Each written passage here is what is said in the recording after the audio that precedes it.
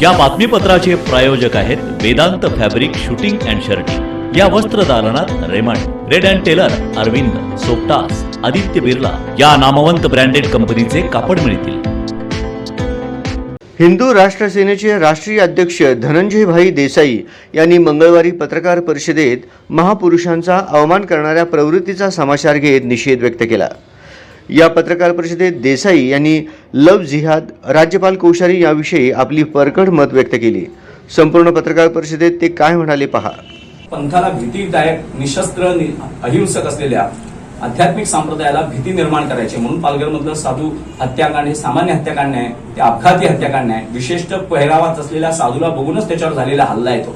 तिथे ऑर्डिनरी लोक आजपर्यंत कोणी मारले गेलेली नाही। पूर्वनियोजित असेल किंवा त्या वेळेला इन्स्टंट प्लॅन होऊ शकतो। पूर्वनियोजित नसेल तरी एखादा साधू दिसला तर आपोआपच राग उफाळून येतो। आधीच सांगितलेलं असतं अशा स्वरूपाचे कोण दिसले तर मारायचे। अजमल कसाबला सुद्धा भारतीय ठरवण्याचा प्रयत्न करत होते, अंडर 18 ठरवण्याचा प्रयत्न करत होते। याकूब मेमनच्या मुलीचं साधारण सारखं चित्रीकरण करून तिचा काय दोष आहे, तिचा काय दोष आहे, पण त्या 93च्या बॉम्ब ब्लास्टमध्ये जे मेले त्यांची मुलांची पुण्याला व्हिडिओग्राफी दाखवण्यात आली नाही। यांचा काय दोष होता, यांचे आईबाप मेले त्याचे, पण याकूब मेमनच्या मुलीचं उदात्तीकरण करण्यात आलं। या सगळ्या वृत्ती ज्या आहेत, जिहादी पोशिंद्यांच्या वृत्ती, भारताचं इस्लामीकरण करण्याचं राजकीय षडयंत्र, धार्मिक षडयंत्र आम्हाला उधळावं लागेल। सौदी अरेबियातल्या इस्लामशी आमचं काही वाकडं नाही, पण भारतातल्या जिहादी वृत्तीशी लढावंच लागेल। मुंबईमधल्या जन्नत नावाच्या बंगल्यावर त्याने मेजवानी दिली होती फक्त पाकिस्तानी टीम। त्यात तेंडुलकरला पण बोलला होता, तबत्सुम नावाची बारबाला नाचवली होती। तिच्याकडे नंतर धाडी टाकल्यानंतर करोडो रुपयाचं कॅश आणि दागिने सापडले, ती बांगलादेशी बारबाला होती। म्हणजे तुम्ही पत्रकार आहे, तुम्ही सर्च लगेच करायचं। मी आसाराम बापूंविषयी बोलताना मागे सांगितलं होतं, मोठे मोठे पत्रकार होते तुमच्यासारखे, सगळे विद्वान होते, पंडित होते, अभ्यास केलेला होता राजकारणाचा, समाजकारणाचा। आसाराम बापूंना फसवलंय ते बोलले तुम्ही कशावरून सांगता। तेव्हा मी सांगितलं की राजीव गांधी हत्याकांडामध्ये बॅटरीवाल्याला सुद्धा फाशी झाली, बॅटरी विक्रेत्याला त्याला फाशी झाली। तुम्हाला सगळ्यांना माहित असेल बॅटरी विक्रेता।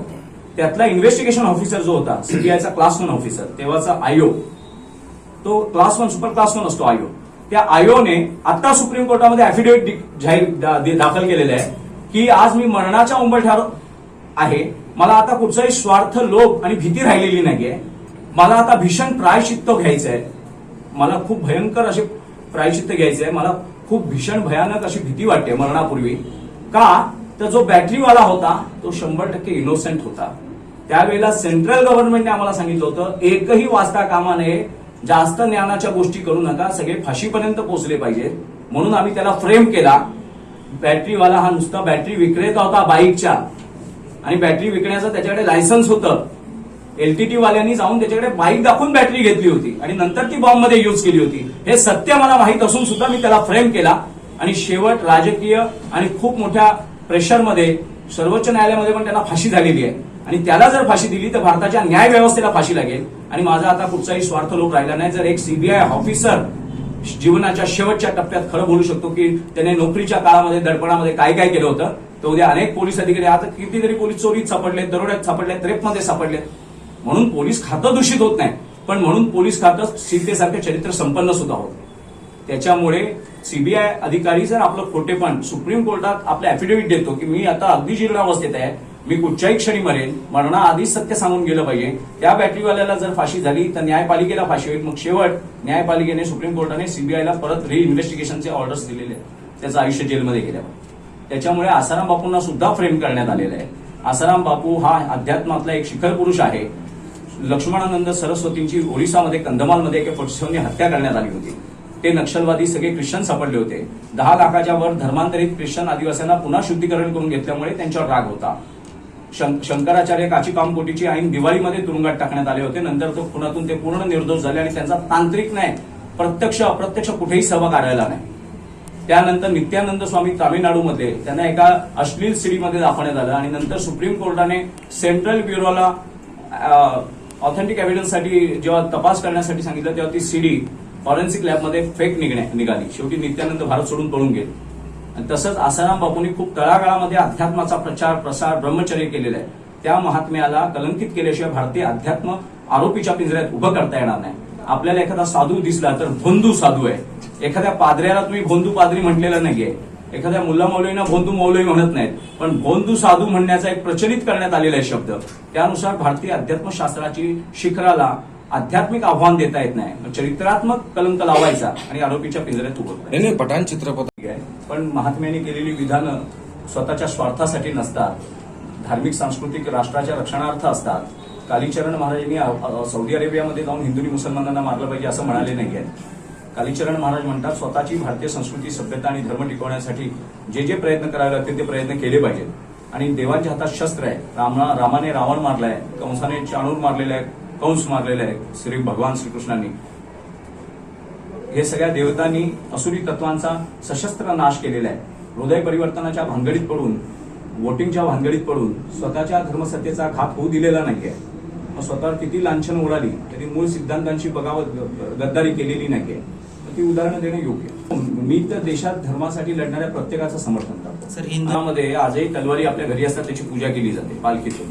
तर शस्त्र घरी ठेवणं हे संरक्षणाचा भाग आहे आणि तो प्रत्येक नागरिकाने ठेवलं पाहिजे. पण आपल्या नागरिक अधिकारांसाठी, आपल्या नैसर्गिक अधिकारांसाठी, दुसऱ्याचं अतिक्रमण करण्यासाठी नाही, दुसऱ्याचं धर्मांतरण करण्यासाठी नाही, दुसऱ्यांच्या मुली वाटून जिहाद करण्यासाठी नाही. याकूब मेमनच्या सीएच्या विरोधात जी शाहीनबाग नावाचं आंदोलन चाललं ते तुमच्या सोलापुरात पण चाललं.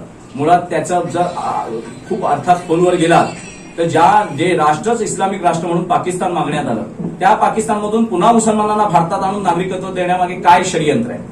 तिथल्या हिंदूंचा धार्मिक छळ होतोय, आंतरराष्ट्रीय इलेक्ट्रॉनिक प्रिंट मीडिया, मानव अधिकार संघटनांनी जाहीर केलेले आहे. तिथल्या ख्रिश्चनांचा छळ होतोय, पारशांचा छळ होतोय. भगवान बुद्धांच्या तालिबानमध्ये मूर्ती फोडण्यात आल्या.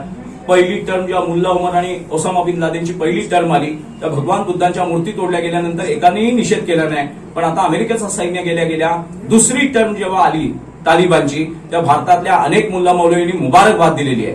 त्या मुबारकबाद देणारे मुल्ला मौलवी आम्हाला तालिबानपेक्षा धोकादायक वाटतात, कारण तालिबान अजून लांब आहे पण हे आमच्या गर्भात आहे. आणि मग अशा वृत्तीला खतपाणी घालणाऱ्यांपासून भारतीय पुन्हा पाकिस्तान होऊ नये, पुन्हा बांगलादेश होऊ नये हे लक्षात घेतलं पाहिजे. आपण किती धर्मनिरपेक्षतेच्या गप्पा मारल्या तरी भारताचा पाकिस्तान हा हिंदू आणि मुस्लिम ह्या दोन तत्वांनी झालेला आहे. थॉट्स ऑन पाकिस्तानमध्ये डॉक्टर बाबासाहेब आंबेडकर स्वतः म्हणतात की इस्लामिक धर्मानुसार, नियमांनुसार गैर इस्लामिक राष्ट्रामध्ये राहणं हराम आहे. ते शांत बसणं अजून चुकीचं आहे. त्यामुळे उठाव करणं हा मुसलमानांचा धार्मिक अधिकार आहे. आज कुठच्याही प्रामाणिक मुसलमानाला तुम्ही घ्या, गजवाय हिंद करणं हा त्याचा धार्मिक अधिकार असतो. दारुल इस्लाम आणि दारुल हरब हे दोन जगाचे भाग पडलेले आहेत इस्लामिक तत्वज्ञानाने. दारुल हरब म्हणजे जिथे इस्लामची राजसत्ता नाही आणि तिथे राजसत्ता आणि धर्मसत्ता इस्लामिक व्हावी म्हणून जे इस्लामकडून प्रयत्न केले जातात त्याला युद्धभूमी म्हणतात, ते दारुल हरब.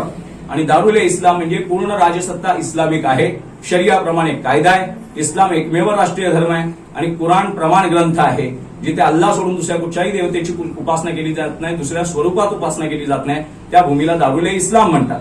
आणि भारताचं दारुल इस्लाम करणं हा मुसलमानांचा प्रामाणिक आणि धार्मिक अजेंडा आहे. त्यापासून आम्ही हिंदूंना सावध करतो. असं ती केस सुटेल कारण ती केस फॅब्रिकेटेड आहे, फ्रेम केली गेलेली होती. मोहसिन शेख खून कटल्याशी आमचा कुठचाही संबंध नव्हता. त्यावेळेला झालेल्या अख्ख्या महाराष्ट्रभर आंदोलनं झाली होती, तुमच्या सोलापुरात पण झाली होती. पण त्यावेळेला झालेल्या अपघातामध्ये तेव्हाच्या राजसत्तेला आम्ही अनुकूल नव्हतो, कारण आम्ही जाती, वर्ण, भाषा, प्रांत, पंथांमध्ये आणि राजकीय दलांमध्ये विभागलेल्या हिंदूला हिंदुत्वावर आणत होतो. आणि मग हिंदू राष्ट्र सेना सकल हिंदूंना एकत्र करते आणि त्याचा परिणाम दिसू लागला होता.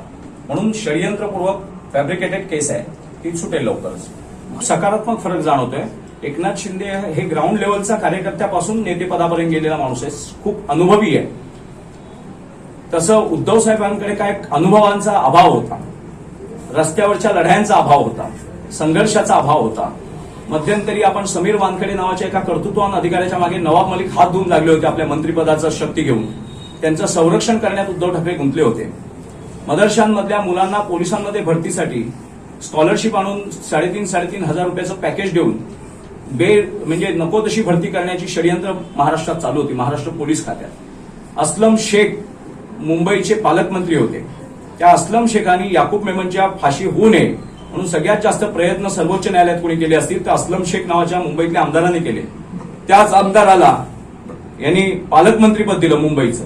ज्या मुंबईमध्ये मुंबईकरांचं रक्त जिथे सांडलं गेलं त्या रक्त सांडण्याला कारणीभूत असलेल्या मेमन कुटुंबातल्या प्रमुख आरोपी याकूब मेमनची फाशी तुटावी, त्याचं संरक्षण व्हावं म्हणून जे काही देशद्रोही प्रवृत्तीची लोक झटत होती. कारण ते 1993चे बॉम्ब ब्लास्ट हे दाऊद आणि पाकिस्तानने मिळून केलेली भारताविरुद्धची कारवाई होती. त्याने भारताची आंतरराष्ट्रीय पर्यटनापासून अर्थनीतीपर्यंत भीषण हानी झालेली आहे. त्याला वाचवण्याचा प्रयत्न म्हणजे राष्ट्रद्रोह्यांना पोषण्यासाठी केलेला राजकीय प्रयत्न होता. त्या अस्लम शेख नावाच्या आमदाराला छेडानगरमध्ये मालाडमध्ये तिथल्या हिंदूंच्या कितीतरी तक्रारी आहेत की आम्हाला रात्री 2:30 वाजता येऊन घरात घुसून मारतायत, दरवाजे तोडतायत आणि आमच्याकडे कोण लक्ष देत नाहीये. अशा जिहाद यांच्या पोशिंद्यांना पालकमंत्रीपद देणं हे मुंबई, महाराष्ट्र आणि भारताचा घातपात आहे. कुठचेही राजकीय अधिकार देशद्रोही प्रवृत्तीच्या पोशिंद्यांना देणं हे आमचा राजकीय आत्मघात आहे. आणि म्हणूनच उद्धव ठाकरे सरकार, ते तिघाडीचं जे सरकार होतं ते अनैसर्गिक होतं. त्या अनैसर्गिक सरकार आज जे शिवाजी महाराजांच्या विटंबनेचा टाहो फोडत आहे, त्यांच्याच राजसत्तेमध्ये असलेल्या काँग्रेसने बँगलोरमध्ये त्यांच्याच आमदाराने शिवाजी महाराजांच्या मूर्तीवर शाई ओतून भीषण विटंबना केली होती. तेव्हा यांनी का राजसत्तेचा त्याग केला नाही, काँग्रेसच्या कार्यालयावर धावा का बोलले नाही, तर ही शिवभक्ती नाहीये, सत्ता गेली याचा आक्रोश आहे आणि शिवाजी महाराजांच्या नावाने बिल पडत आहे. स्वकीय निश्चिंत असतात, त्या निश्चिंततेचा अतिरेक झाल्यामुळे किंवा सभ्यतेचा अतिरेक झाल्यामुळे सावरकरांचं एक वाक्य आहे की भारतात हिंदूंचं पतन तलवारीच्या जोरावर करण्यात आलेलं नाहीये. तर हिंदूंचा सात्विकपणा, अतिसात्विकपणा, अतिसभ्यता, अतिधार्मिकता, अतिपरोपकारता हे हिंदूंच्या नाशाला कारणीभूत ठरलेले आहे. तर काय म्हणतात ते सावरकर, हिंदू हरले ते सद्गुण विकृती होईल. कुठच्याही सद्गुणांचा जर अतिरेक झाला तर ती विकृती होते. शक्ती वाचून धर्म दुर्बल ठरतो, धर्म वाचून शक्ती दुष्ट बनते. या सावरकरांच्या सूत्राने सावध होऊन भारतामध्ये भारतीय तत्वज्ञानाचं संरक्षण केलं जावं. अरबांचा, तुर्कांचा धर्म आमच्यावर लादला जाऊ नये. आमची उपासना पद्धती, आमच्या आध्यात्मिक संकल्पना मोडून काढण्याचं जे राजकीय आणि धार्मिक षडयंत्र आहे ते उद्ध्वस्त करून राजकीय दृष्ट्या संरक्षण असलेला हिंदू धर्म आणि राजकारणावर धर्माचा संस्कार असलेला राज्यकर्ता अशी राजसत्ता निर्माण व्हावी म्हणून हिंदू राष्ट्र सेनेचा भारतभर प्रयत्न चालू. तिथे राजकारणात उतरणार म्हणजे राजकारणाला अस्पृश्य मानणारी हिंदू राष्ट्र सेना नाहीये, तर सर्व भारतीयांनी राजकारणात अंकुश ठेवला पाहिजे. राजकीय विरक्ती ही कदाचित तुमचा आध्यात्मिक आत्मघात असेल, सांस्कृतिक आत्मघात असेल, तर राजकीय दृष्ट्या सावधपणा हा तुमच्या पुढच्या पिढ्यांचा इन्शुरन्स असेल. ज्या 20-25 वर्ष आई वडिलांनी पोचलं, हिंदी चित्रपटांनी प्रेम प्रकरणांचा बाऊ केला आणि प्रेम प्रकरण हेच माणसाचं अंतिम लक्ष असतं आणि ते पण शारीरिक प्रेम. मुळात भारतीय अध्यात्मशास्त्रात प्रेमाचा अर्थ आत्म्यातून परमात्म्यात विलीन होण्यासाठी केलेली आध्यात्मिक क्रिया म्हणजे प्रेम. पण शारीरिक वासनांना प्रेमाच्या केंद्रबिंदू आणून ठेवून आई वडिलांचा विरोध करून प्रेम करणं म्हणजे खूप शौर्य संपन्न आहे, डायनामिक आहे, असा एक भ्रम निर्माण केला जातो. ज्या आई वडिलांनी कर्ज काढून शालेय शिक्षण दिलेलं असतं त्यांच्या सगळ्या श्रमांची माती केली जाते. त्यांनी स्वतःची आजारपण दुर्लक्षित करून मुलांचे लाड केलेले असतात. त्या मुलांची आई वडिलांची दुर्लक्ष केलं जातं, अपमानित केलं जातं आणि मग त्या मुलींना तू प्रेम केलंयस म्हणजे तू काहीतरी महान कार्य केलंयस. मागे तुम्हाला एक सांगतो की जेव्हा पॉस्को ऍक्ट आला नव्हता तेव्हा मुंबईमध्ये, भोपाळमधून, सुरतमधून 16 वर्षाच्या मुली पळून आल्या होत्या. 17 वर्षाच्या मुली पळून आल्या होत्या आणि त्यांना अशा काही संस्था होत्या की ज्याच्यात मुली हिंदू असायच्या आणि मुलं मुसलमान असायची. आणि मग त्या मुलांना, त्या मुसलमान मुलावर प्रेम करणं म्हणजे काहीतरी बंड, काहीतरी शौर्य असं भासवून त्या मुलींचं उदात्तीकरण करून न्यायालयाला त्यांना संरक्षण द्यायला भाग पाडलं जायचं. त्यावेळेला अल्पवयीन मुलींचा कायदा होता तरी 16 वर्षाची रुकू अग्रवाल, 10वीतली मुलगी एका 36 वर्षाच्या कादिर नावाच्या मुलाबरोबर पळून आली स्कूटीवरती आणि तिला इथे जय जयकार केला जात होता. असा कुठचा तरी वर्ग होता की लव जिहाद नावाच्या एका विशिष्ट षडयंत्राला तो पोसत होता. आणि हे भारतातलं धडधडीत सत्य आहे. ते वर्तमानपत्रांच्या पत्रकारांना, अभ्यासकांना, राजकारण्यांना सगळ्यांना माहिती आहे, पण त्याला टाहो फोडायला, वाचा फोडायला कोण तयार नाहीये. म्हणून लव जिहाद प्रकरण केरळ हायकोर्टाच्या जस्टिस नारायणन यांनी मागे 2007-8 साली लव जिहाद नावाचा प्रकार आहे.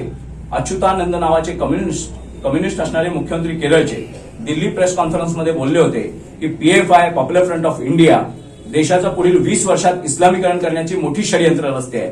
आणि 2007 साली केलेल्या विधानाला 2022 साली म्हणजे नवरात्री गेली त्याच्या पहिल्या दिवशी, घटस्थापनेच्या दिवशी पटना पोलिसांनी आणि NIA मिळून केलेल्या कारवाईमध्ये पटना पोलिसांमधला एक PI रँकचा व्हॉलंटियर रिटायर्ड ऑफिसर, त्याच्या घरामध्ये PFIचा सर्व्हर चालवला जात होता आणि तिथे PFIचा जो अजेंडा मिळालाय त्याच्या पान क्रमांक 7 वरती भारताचं 1947 ते 2047 पर्यंत भारताचं पूर्ण गजवा हिंद इस्लामीकरण करायचा अजेंडा सापडलेला आहे. एवढं सगळं प्राप्त झाल्यानंतर सुद्धा धर्मनिरपेक्षतेच्या गडबड गप्पांनी हिंदूंना भुलवलं जात असेल, फसवलं जात असेल, थकवलं जात असेल, तर तो जगातली सर्वात प्राचीन संस्कृती असलेल्या वसुधैव कुटुंबकम सर्वे सुखिनः सन्तु सर्वे सन्तु निरामया म्हणणाऱ्या भारतीयांचं रक्षण करणं हे आम्ही आमचं आद्य कर्तव्य समजतो. आपण म्हणाला आता सर्जिकल स्ट्राईकवर राहुल गांधींनी संशय घेतला होता.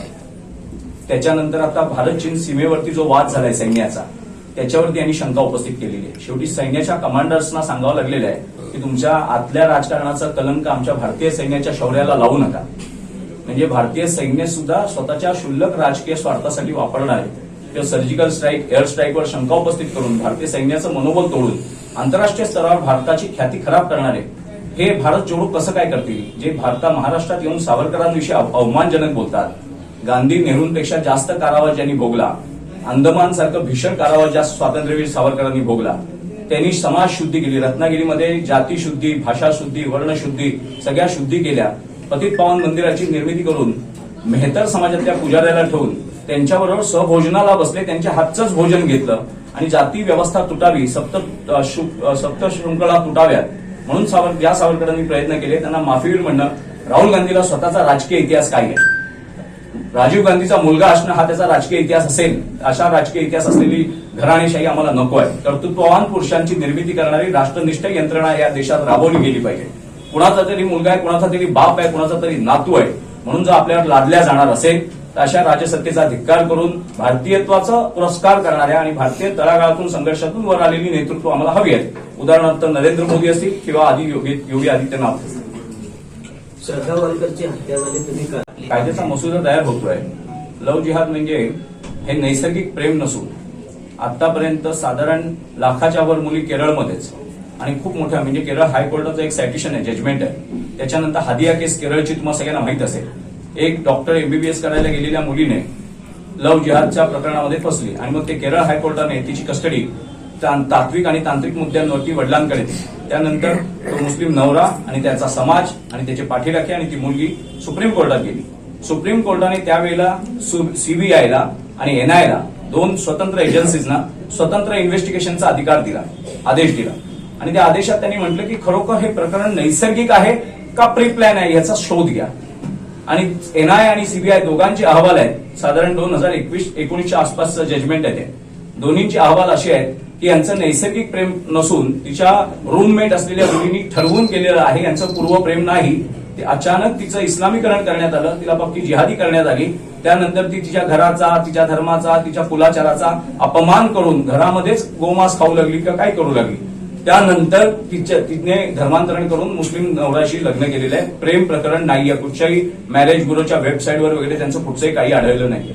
म्हणजे सुप्रीम कोर्टाने हे मान्य केलं, फक्त एवढंच सांगितलं की 21 वर्षाची असल्यामुळे आज आम्ही तिला अडवू शकत नाही. भारतीय राज्यघटनेच्या नियमानुसार 18 वर्षानंतर तिला अधिकार मिळतो. त्यामुळे त्या अधिकारात ती आता जिथे मागणी करेल तिथे आम्हाला सोडावं लागणार. पण हे प्रकरण भीषण आहे असं सुप्रीम कोर्टाची टिप्पणी आहे. तिचा अपमान झालाय का ह्याच्यावर मी उत्तर दिलेलं आहे. आता हा सावित्रीबाईंचा मुद्दा आता उपस्थित नाही. शिवभक्तीवर आता अपमान झालाय का? शिवाजी महाराजांवर आता जो मोर्चा काढला गेला तो सावित्रीबाईंच्या अपमानासाठी काढला गेला नव्हता. शिवाजी महाराजांचा अपमान झाला हा भ्रम पसरवण्यासाठी काढण्यात आला होता. जसं सीएच्या विरोधात, एनआरसीच्या विरोधात रस्त्यावर उतरणारा एक देशद्रोही समूह आपण पाहिलेला. आता देशद्रोही का म्हणायचं? सीए म्हणजे काय आहे? सिटीजनशिप अमेंडमेंट ऍक्ट आहे. भारताचं जे खंडन झालंय, भारताचं जे विभाजन झालंय, त्या विभाजित म्हणजे आजच्या पाकिस्तानमध्ये, आजच्या अफगाणिस्तानमध्ये आणि आजच्या बांगलादेशमध्ये तिथे जो नॉन मुस्लिम समाज राहिलेला आहे की त्याच्यात ख्रिस्ती आहेत, पारशी आहेत, जैन आहेत, बौद्ध आहेत, हिंदू आहेत, या सगळ्यांचा तिकडे ते नॉन मुस्लिम असल्यामुळे धार्मिक छळ होतोय.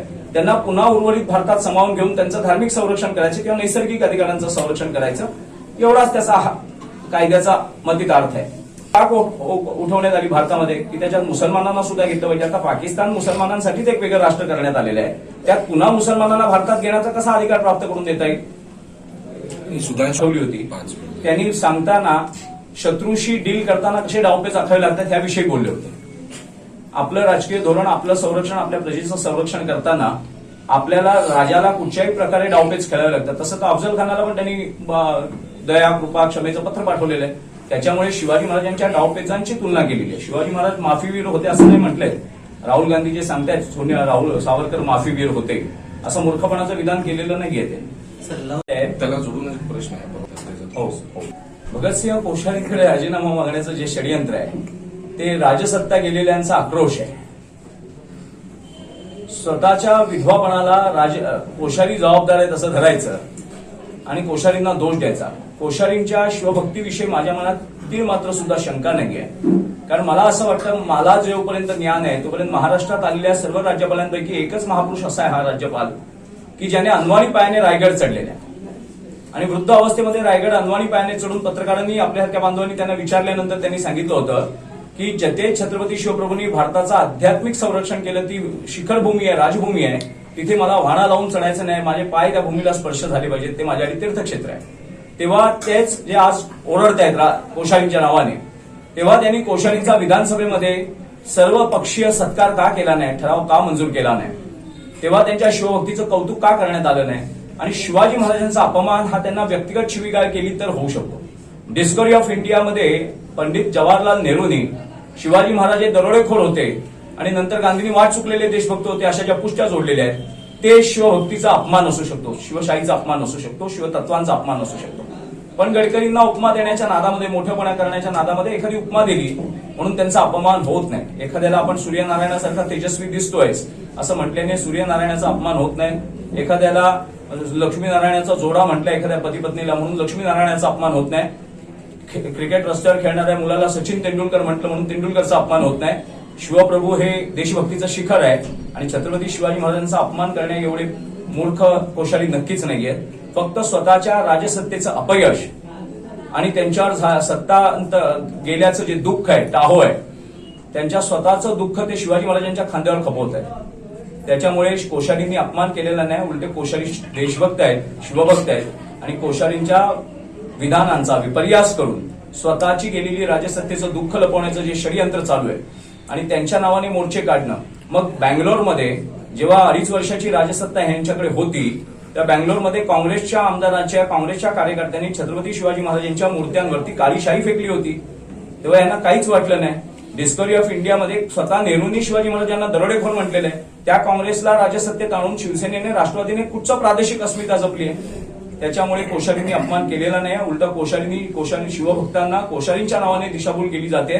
तर सर्व देव देश धर्म मानणाऱ्या शिवभक्तांनी आत्मभान राखलं पाहिजे. पक्षांचा राजकीय अजेंडा आपण राबवता कामा नये. त्यांनी सेनेची गेली 3-4 वर्ष सोलापूरमध्ये विस्तार चालू आहे.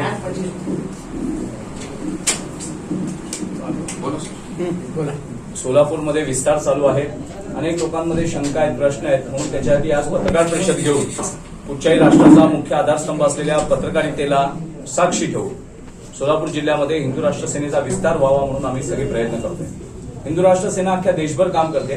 हिंदू राष्ट्र सेनेचं मुख्य लक्ष भारतीय तत्वज्ञान भारतामध्ये जिवंत राहावं. आता काही लोक प्रश्न विचारतात की संरक्षण कशासाठी हवंय, तर ज्या भारताचा, ज्या मूलतत्ववादी लोकांनी पाकिस्तान केला, बांगलादेश, अफगाणिस्तान, पीओके झालाय, त्यानंतर सुद्धा सीएला भारतात उजळ माथेने विरोध करण्यात आलेला आहे आणि अशा भीषण परिस्थिती पुन्हा पुन्हा उद्भवण्याची प्रचंड शक्यता भारतामध्ये निर्माण आहे. नुसती केंद्र सत्ता आणि राज्य सत्ता आल्याने आपलं कार्य सरतं असा काही जो भ्रम नागरिकांमध्ये असतो, तो भ्रम जावा आणि स्वतःच्या मूळ आध्यात्मिक तत्वज्ञानाला जीवन जगता, सुरक्षित जीवन जगता यावं म्हणून हिंदू राष्ट्र सेना ही कुठच्याही पक्षावरती, संघटनांवरती निर्भर असलेल्या हिंदूंना भारतीय तत्वज्ञान, भारतीय उपासनांना आपली उपासना मानणारे, भारतीय भूमी ज्यांची पुण्यभूमी आहे. स्वातंत्र्यवीर सावरकरांची एक व्याख्या आहे की सिंधू सिंधू पर्यंत हा यस्य भारत भूमिका. सिंधू नदीपासून सिंधू सागरापर्यंत आपल्या भूमीला नुसती मातृभूमी, पितृभूमी न म्हणता पुण्यभूमी जो मानतो, या भारत भूमीला जो आपला आध्यात्मिक क्षेत्र मानतो, अध्यात्म साध्य करण्यासाठी भारताबाहेर ज्याला जावं लागत नाही तो भारतीय. अशा भारतीयांचं सांस्कृतिक संरक्षण करण्याचं दायित्व आज आलेलं आहे. अनेक जिल्ह्यांमध्ये हिंदू अल्पसंख्याक झालेला आहे. हिंदूंमध्ये आपसी जातीवाद, वर्णवाद, प्रांतवाद, पंथवाद, पक्षवाद चालू आहेत. राजनैतिक दलांमध्ये विभागलेल्या हिंदू या देशाची समस्या आहे. तो हिंदू आधी आपल्या मूळ तत्वांवर, आपल्या पितृदेवतांच्या धर्मावरती आला पाहिजे. म्हणून राजकीय दृष्ट्या सावध करणं हे हिंदू राष्ट्र सेनेचं दायित्व आहे. म्हणजे एखादी राजसत्ता आली म्हणजे तीच आमची राजसत्ता आहे असा भ्रम निर्माण करून घेणं हे घातक असतं. त्याच्यामुळे आपल्या सिद्धांतांशी, आपल्या तत्वज्ञानाशी, आपल्या भारतीय धर्माशी प्रामाणिक होणं आणि राजसत्तेवर आपला तात्विक अंकुश राहावा म्हणून हिंदूंनी राजकीय दृष्ट्या सावध व्हावं. जाती, वर्ण, भाषा, प्रांत, पंथ आणि राजनैतिक दलांमध्ये विभागलेला हिंदू अजमल कसाब आणि अफजल गुरुपेक्षा जास्त धोकादायक आहे भारतात. म्हणून हिंदू राष्ट्र सेना जाती, वर्ण, भाषा, प्रांत, पंथाच्या पलीकडे जाऊन सकल भारतीयांना हिंदुत्वाच्या एका सूत्रामध्ये जागृत करू इच्छिते. मोबाईल सायलेंट ठेवा सगळेजण. झालेल्या सर्व पत्रकारांचं वेळेअभावी थोडासा वेळ झाल्यामुळे मी सर्वांची दिलगिरी व्यक्त करतो. हिंदू राष्ट्र सेनेचे संस्थापक अध्यक्ष माननीय श्री धनंजयभाई देसाईजी यांच्या उपस्थितीत ओके सर. बेडशीट टॉवेल मिळण्याचे एकमेव विश्वसनीय ठिकाण. एक वेळ अवश्य भेट देऊन खात्री करा. आपले सहर्ष स्वागतच. पत्ता 1468/69/70 दाजीपेठ सोलापूर. प्रोप्रायटर रामय्या यंबय्या पुलग. फोन क्रमांक 0217 26 24 946 आणि 27 47 800 तसेच 26 22 146. मोबाईल क्रमांक 91 22 70 70 70.